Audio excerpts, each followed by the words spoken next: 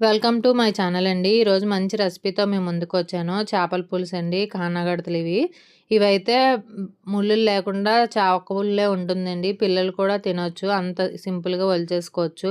Process చూసేద్దాం రండి. నేనైతే మిక్సీ జార్ తీసుకొని ఒక ఉల్లిపాయ 1.5 ఉల్లిపాయ కట్ చేసుకొని వేసుకున్నానండి.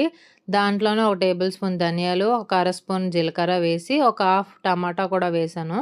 టమాటా కూడా వేసి ఇదంతా మొత్తం మిక్సీ అంతా వేసేసుకోవాలండి. పేస్ట్‌లా చేసుకొని పక్కన పెట్టేసుకోవాలి.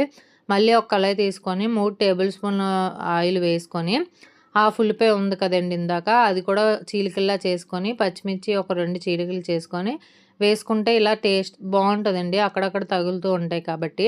మనం ఇందాక పేస్ట్ ఆడుకున్నది కూడా వేసి, అల్లం వెల్లుల్లి టేబుల్ స్పూన్ కూడా 1 టేబుల్ స్పూన్ వేశాను. అది కూడా వేసి బాగా కలిపేసుకున్నానండి పచ్చివాసన పోయిందాకా. బాగా ఎగిపోవాలి. పచ్చివాసన పోయిన తర్వాత 2 టేబుల్ స్పూన్లు కారం, అర స్పూన్ పసుపు, ఉప్పు కూడా వేసుకోవాలి 2 టేబుల్ స్పూన్లు.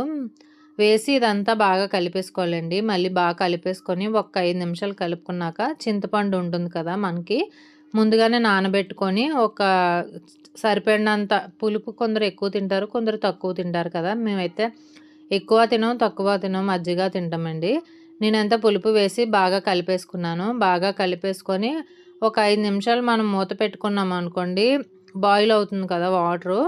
బాయిల్ అవుతున్నప్పుడు మనం చేప ముక్కలు వేసుకోవాలి. కొందరు ఫ్రై ఇలా చేసుకుంటారు, కొందరు వేరేలా చేస్తారండి. ఇలా అయితే చాలా బావుంటది.